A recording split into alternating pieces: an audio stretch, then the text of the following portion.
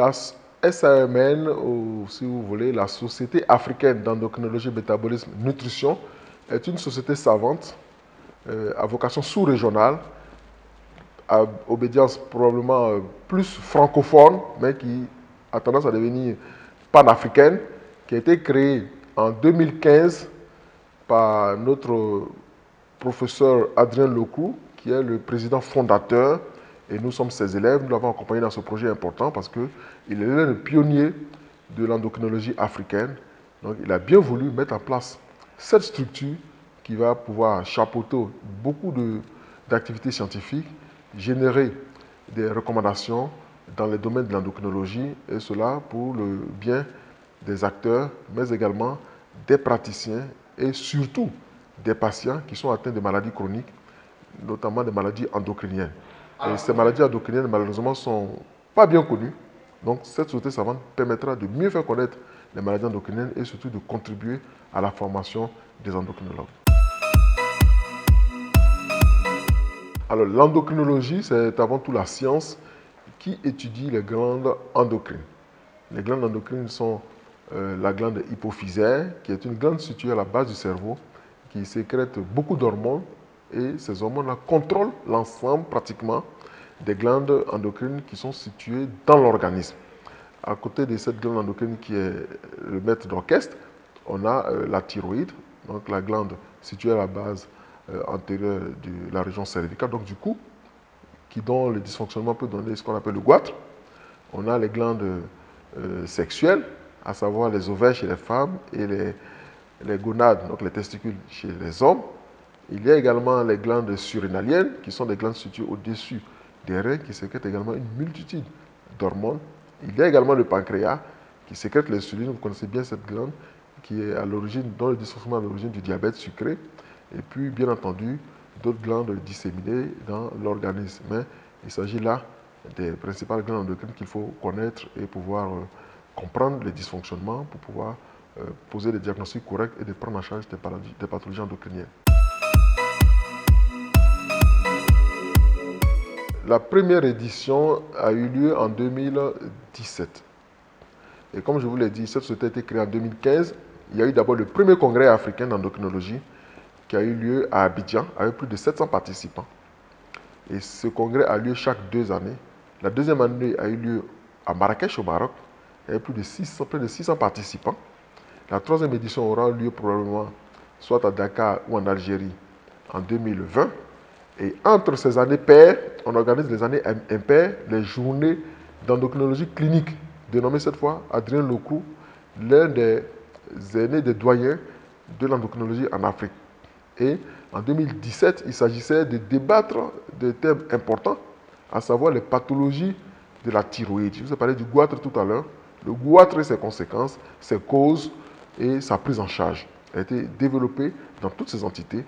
Et à cette occasion, cette deuxième édition de ces journées locaux, nous allons présenter les recommandations sur la prise en charge spécifique en milieu africain.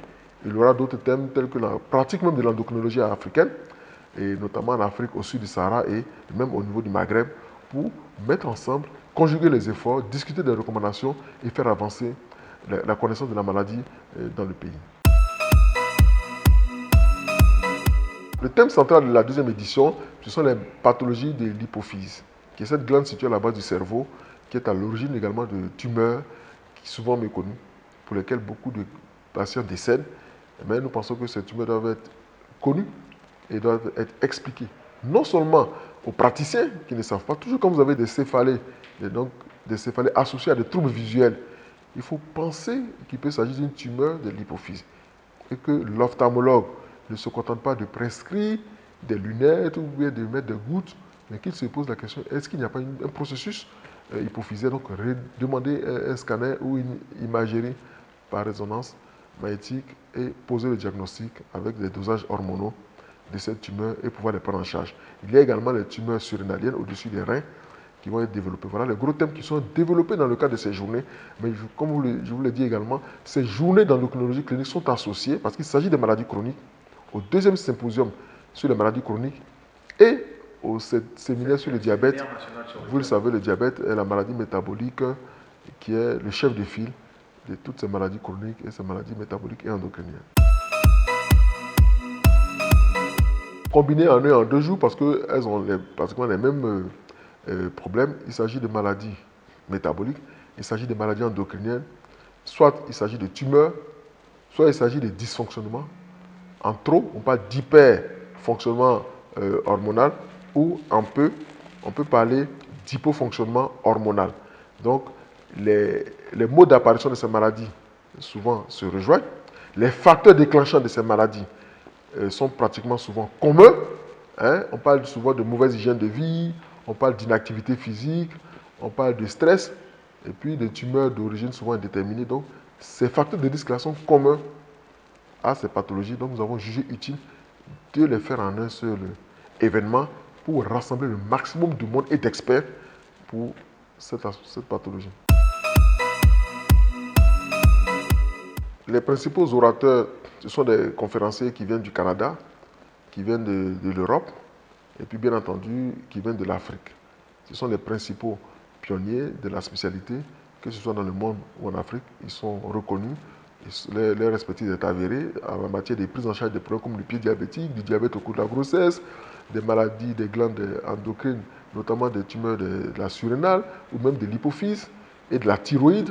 Et même il y aura des ateliers de pratique pour faire des examens sur les goitres et les nodules thyroïdiens, comment les traiter sans la chirurgie, comment les traiter avec d'autres moyens sophistiqués.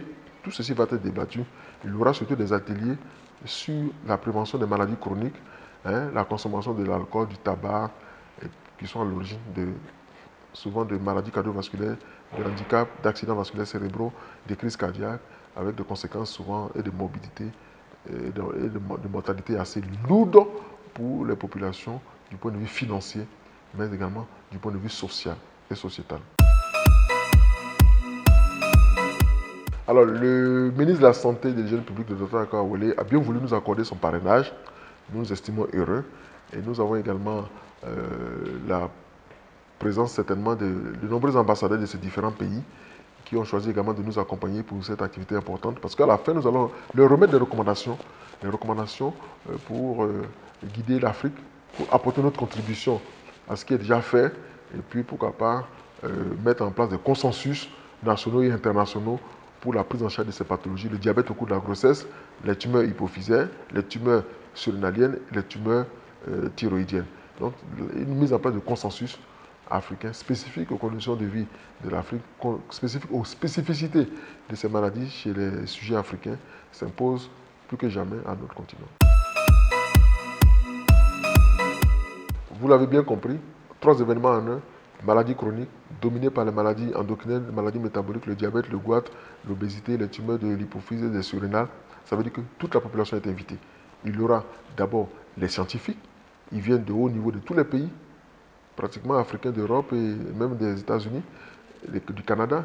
Il y a également la société civile qui prend une part active à travers l'Alliance des maladies chroniques que nous avons mis en place depuis la réunion que nous avons eue de haut niveau à l'île Maurice avec l'OMS pour impliquer les acteurs non étatiques dans la prise en charge auprès de gouvernants des maladies chroniques et transmissibles et non transmissibles.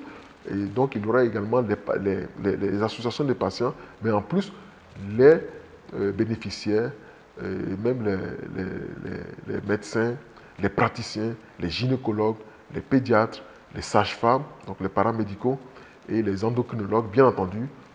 Et donc nous pensons que tout ce monde, que ce soit les scientifiques, les patients et les populations, doivent se mettre ensemble pour relever les grands défis de la prise en charge de la gestion au quotidien de ces maladies chroniques qui font trop de ravages en termes de mortalité pour les pays africains.